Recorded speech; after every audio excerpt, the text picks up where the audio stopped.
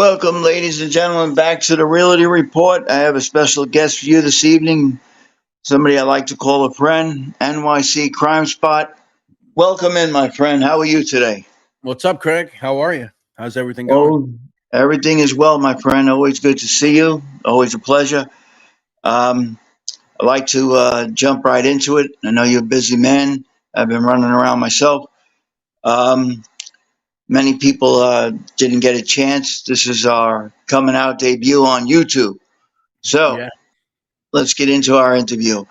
Maybe you could tell us a little bit about your background, where you're from, how you were in school. Um, Touch a little bit about that. Take it back. My background. Let's see. So I was born in Brooklyn. And by the time I was about 2 or 3 years old, my family moved to Queens, specifically the neighborhood of Whitestone, Queens, which is in the northern part of Queens.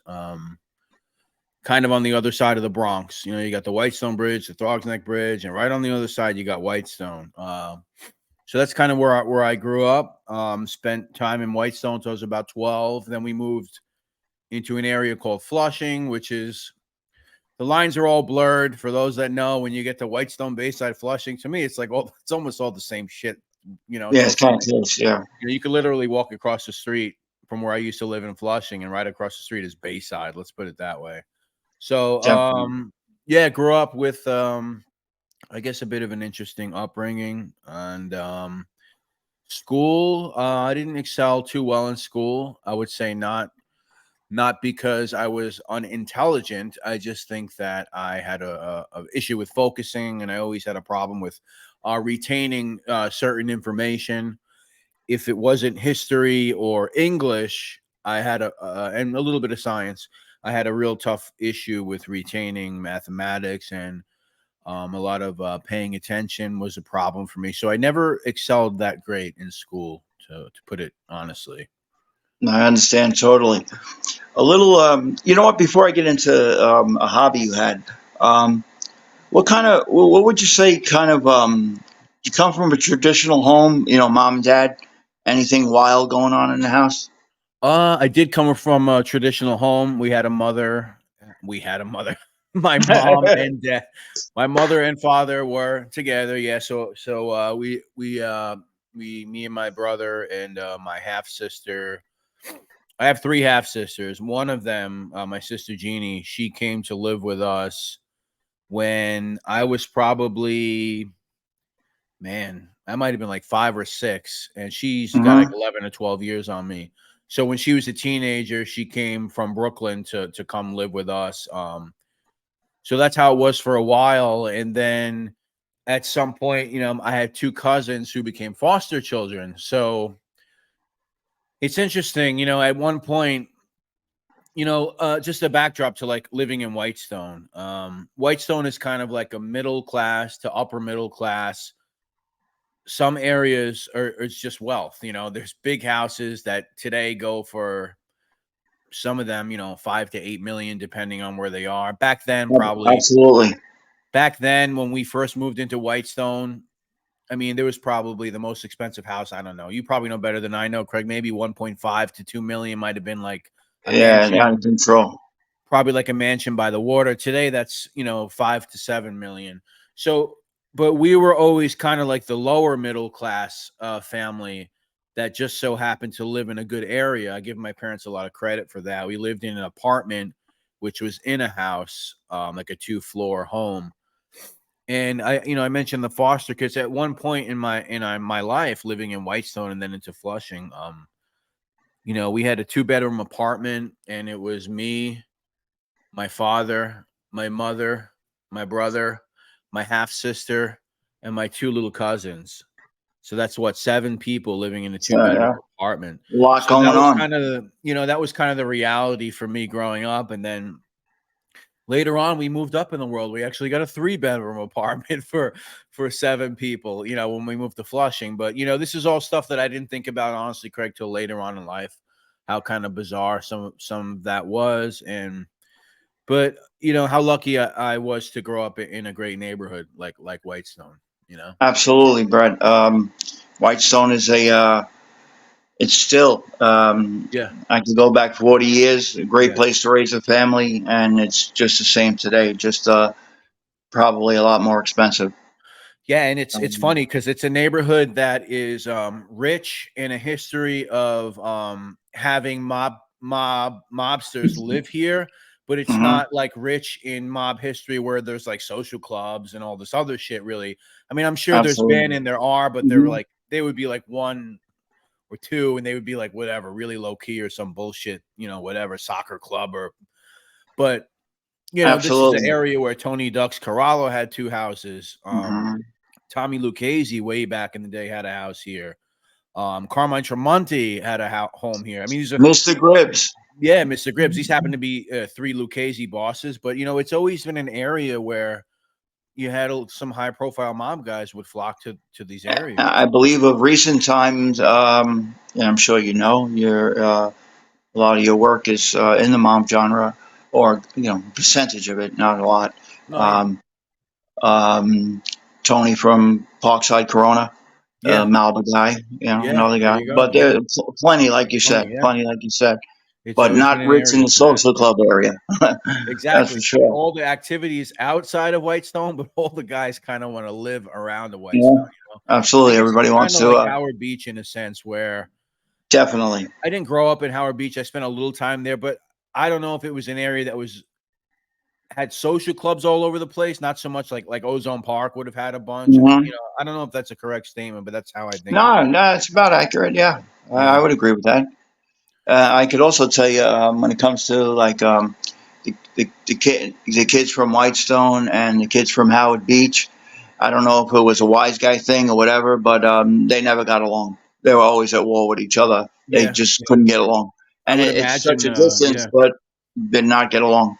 I would Um, imagine like a personality overlap. You'd have a lot of yeah, the same characters with definitely. different faces from these areas. Um, a little birdie chirped in my ear. It might have been you or somebody else. You had a hobby that you still love.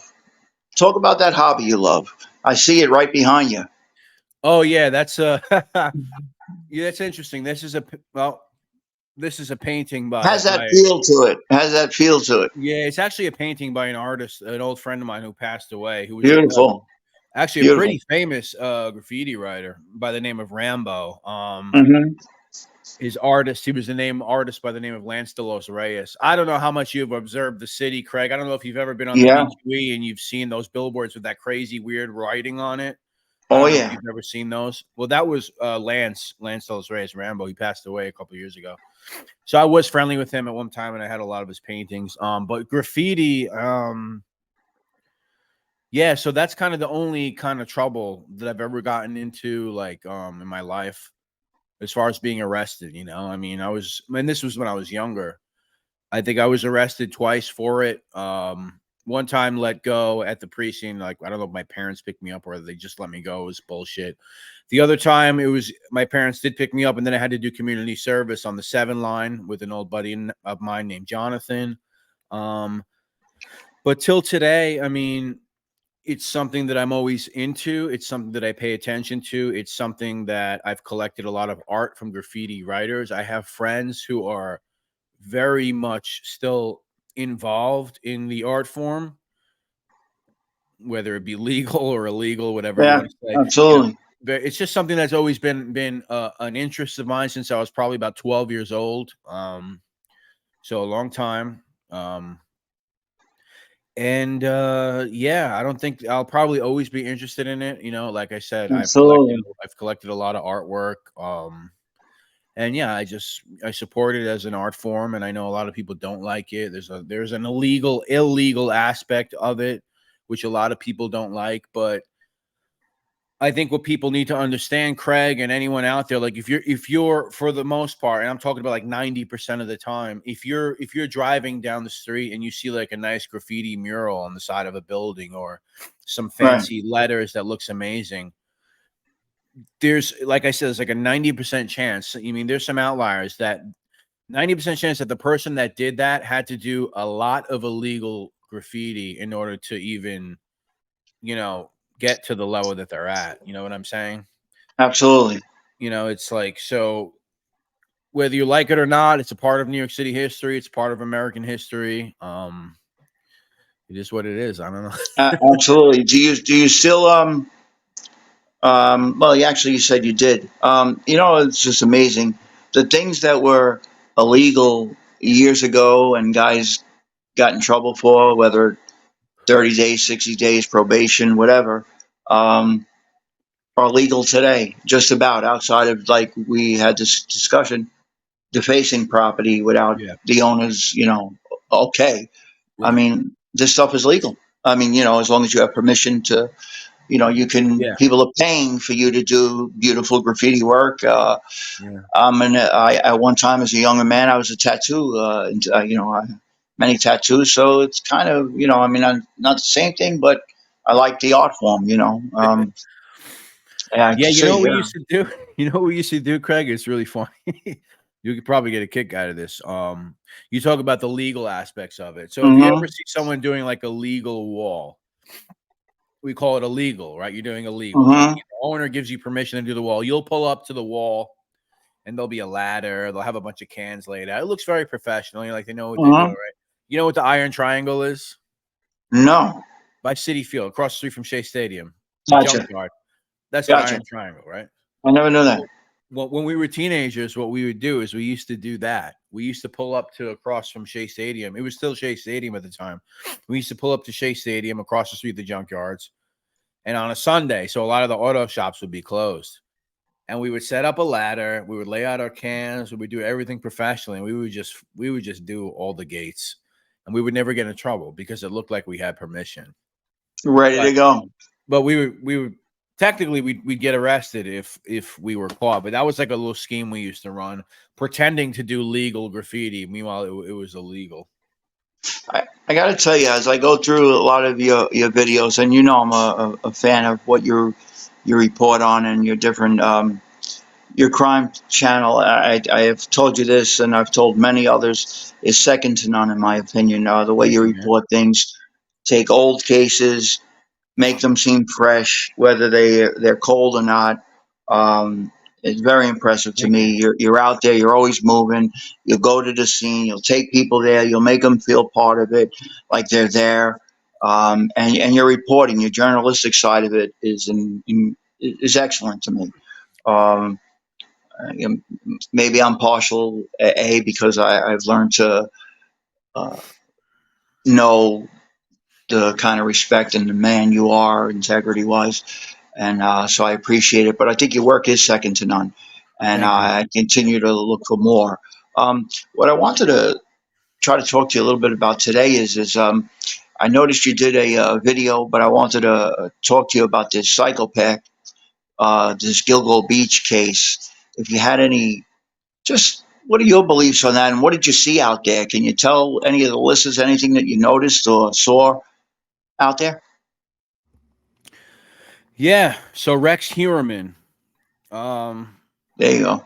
the Gilgo Beach suspect, Lisk, Oh, Lisk, yeah. Long Island serial killer. It's something that's been going on in this area for 13 years, right? So Wow. Long time. yeah, so what happened was he got arrested on that Friday, and I tell you, man, I was a little upset that I couldn't go right over to the scene because I had to work. But the next day on Saturday, I was there, and I filmed about 90 minutes of evidence collection for my YouTube channel. I stood there, talking to people, seeing what was going on. I think I had a couple of people on camera, a couple of people talking to my ear that didn't want to be on. Hmm. Um, this is something, like I said, it's been going on for 13 years, and you've had other suspects. There was another Long Island serial killer by the name of John Bitroff, who's in prison now, who they maybe thought was a suspect, but they never could link him. They had obviously the former Suffolk County police chief over there, James Burke. He was Or a big suspect at one time because of all really? the prostitution stuff that he was getting in trouble for, and all the Suffolk County corrupt police. I mean, I think there's it's other. I don't want to go on a tangent, but I think Yeah. it's No. No. interesting. Tell me. It's interesting because living in Queens and spending a lot of time on Long Island, and knowing what people feel about Long Island and knowing what people feel about in New York City. I mean, this is kind of a thing where people have been saying this forever, where, Suffolk County Police were kind of at fault for this thing going on for so long, where Yeah. and I think you're finally seeing that play out in the news, and to people, and I'm going to say honestly, I haven't been like a super sleuth for the case. I've Hmm. always paid attention to it if there was new stuff coming out for it. I read it, I saw the news articles, but it's been going on for over a decade. It almost became like part of us, like, oh, there's a serial killer out there. I never like did a podcast on it, or like, so I'll admit I'm not like a super like what you call sleuth. That was, they have all these people that are trying to get to the bottom of the Yeah, case. everybody's playing FBI profile. Yeah, they become obsessed with it. I've always been Hmm. interested in it, but it's just became so much a part of like the culture over here, where it's just like, there's a serial killer on Long Island. But the one thing that's been constant is that everyone has known that the police over there have done a terrible job. And if anything, they impeded the investigation somehow.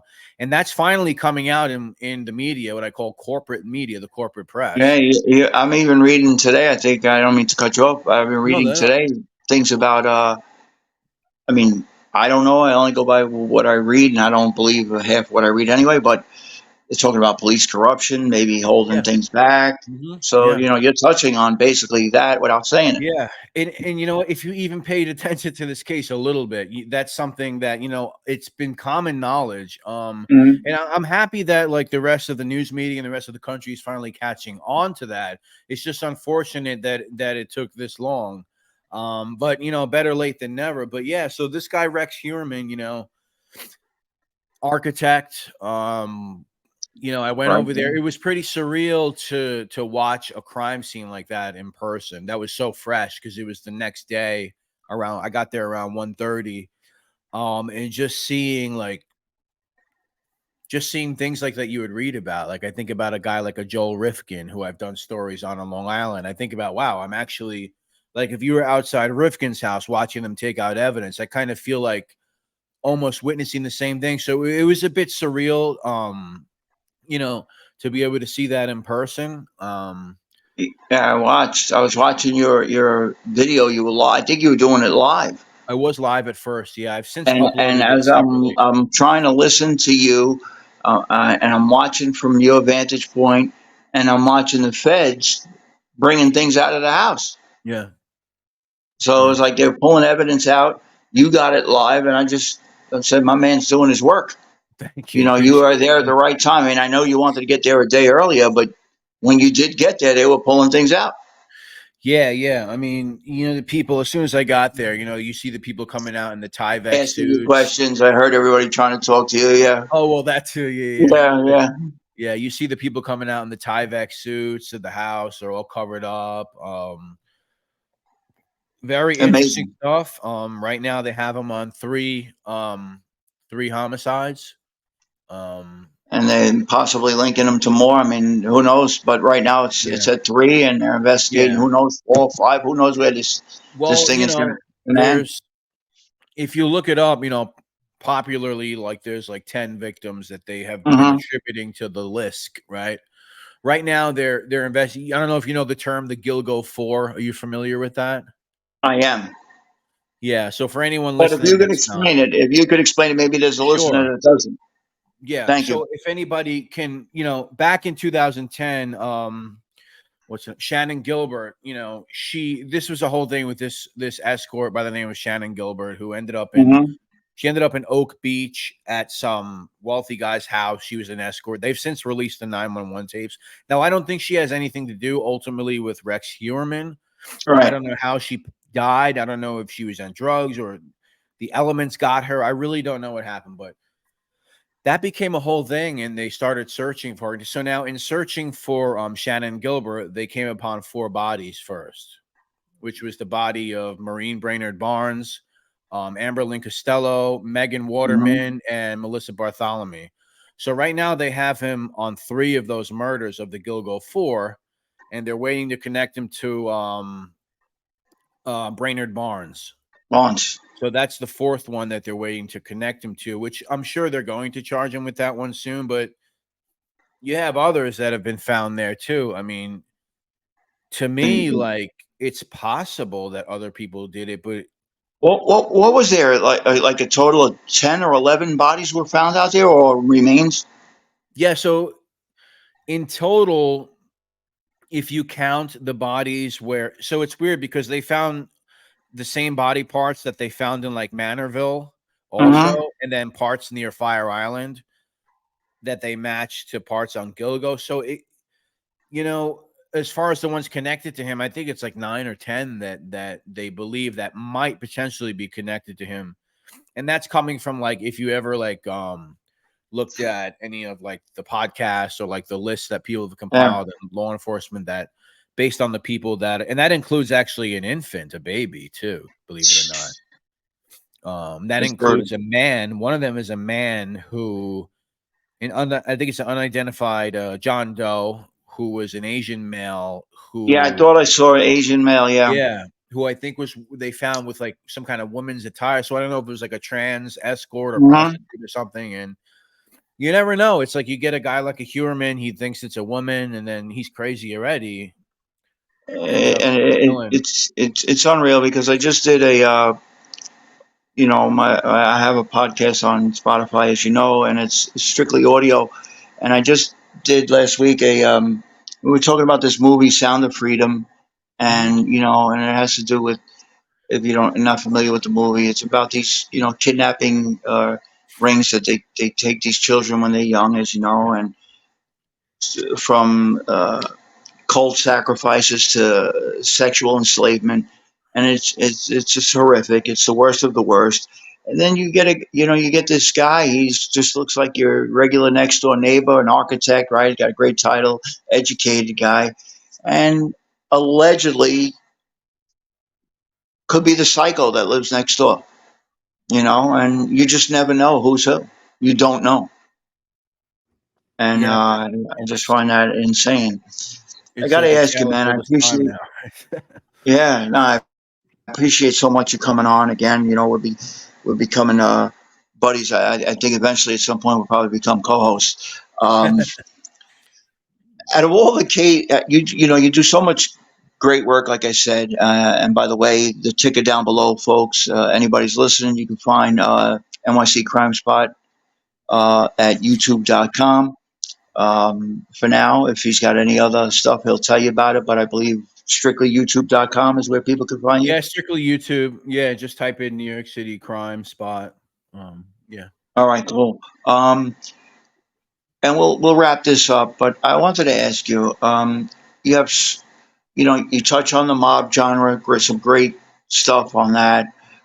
You cover some cold cases, some massacres, some really the Hannibal Cop. I mean, some high profile stuff. Some of the old Son of Sam stuff. I mean, you covered all the Amityville. I mean, I can go on and on. Um, is there? I hate to use the word favorite, but out of all of the different types of crime you cover, is there one you like you would run to cover before another? With I guess you could put it a different way, but you understand what I mean.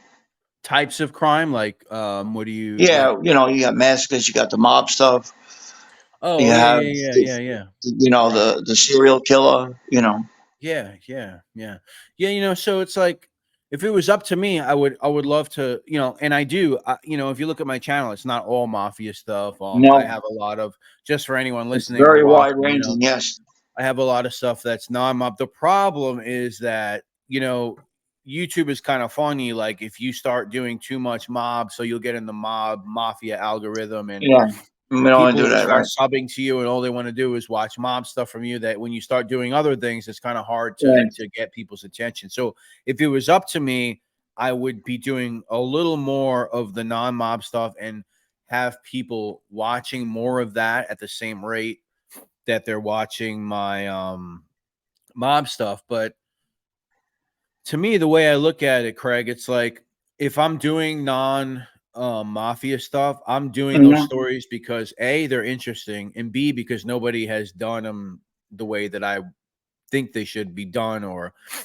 they're not on YouTube at all, or somebody does like Absolutely. yeah, or someone does like a 5 minute like whatever story on that doesn't really mean anything. Um, so that's kind of how I look at it. I also look at my channel as far as the mob goes, where it's like I have some uploads, Craig, where it's like a biography on a guy. Like you'll Hmm. go to my channel, you'll find biographies on some mob guys. A But lot, the a way, bunch. Yes, I've seen yeah, them. but the kind of the way I like to do it is taking storylines within a bigger picture. You know, like I kind of think of it like Tales from the Crypt almost.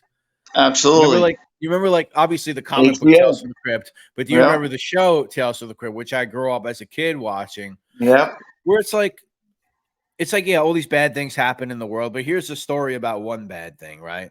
So like the mob exists, but here's one little story within this thing that exists. Like I get it.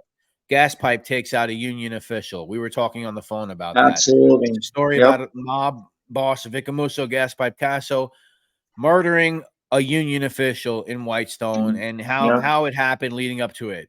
So I kind of think of it like that, almost like a Tales from the Crypt episode, where it's like this horrible thing that's happening.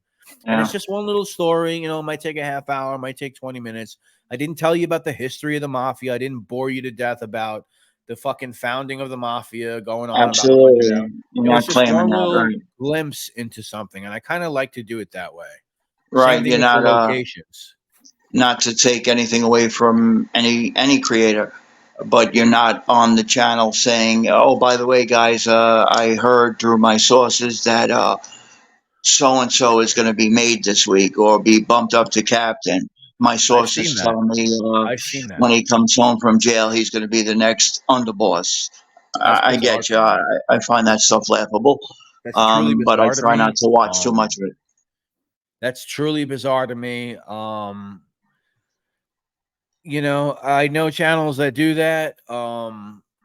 They have sources on the street. They have whoever they talk Sure, to. I don't know what it is. It's still a weird thing to do. It's kind of a weird thing to do when you think about it. It's like I believe so. you're talking I about felons. You're talking about felons in the active. mob, Yeah. and you're essentially saying, "Oh, I hear when this felon gets out of jail, he's going right back to felonious activity with his friends, and he's going to be at this position doing that felonious activity, probably working out of this club on whatever street here and there."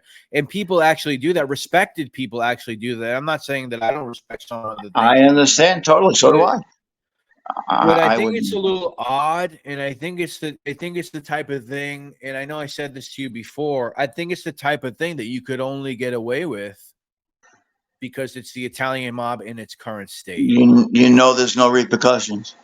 Right. You're not going to go to Chicago. I'm not going to start a podcast in Chicago about I hear this guy from whatever gang in Chicago or Hmm.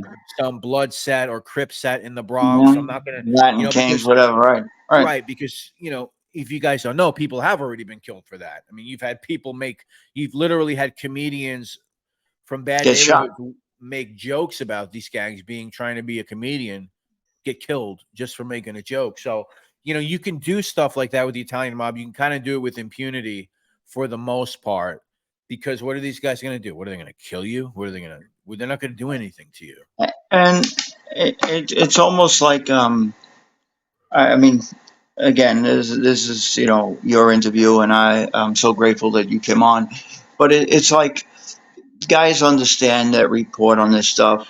No different than the government witnesses that now have YouTube channels.